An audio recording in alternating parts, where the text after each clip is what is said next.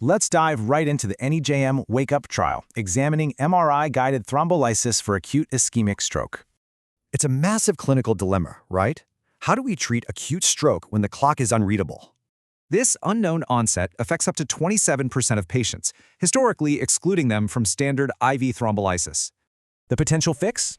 Using an MRI-DWI flare mismatch as a highly reliable surrogate for stroke age. To isolate the perfect candidates, the investigators designed this incredibly rigorous, multi-step patient selection cascade.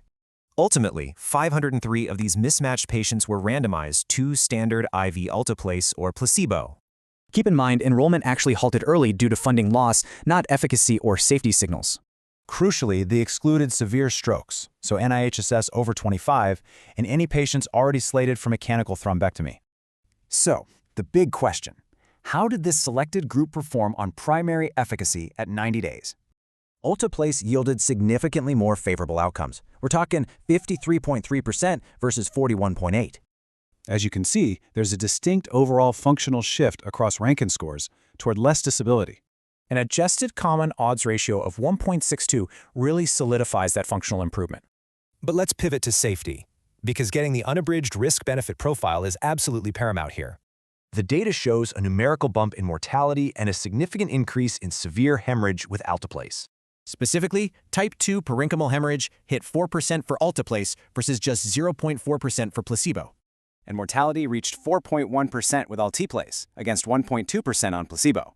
Interestingly, though, final infarct volumes didn't significantly differ between the groups, despite that clear clinical improvement. So translating this to the bedside, what are the core clinical takeaways for your daily practice?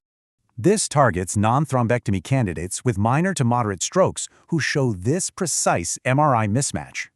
It effectively expands the IV alteplase window for a very highly selected population of wake-up strokes.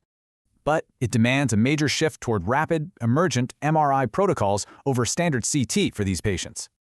As the investigators concluded, alteplase guided by this mismatch absolutely delivers better functional outcomes than placebo. The paradigm is shifting. How will your institution's imaging workflow adapt to rescue these previously excluded patients?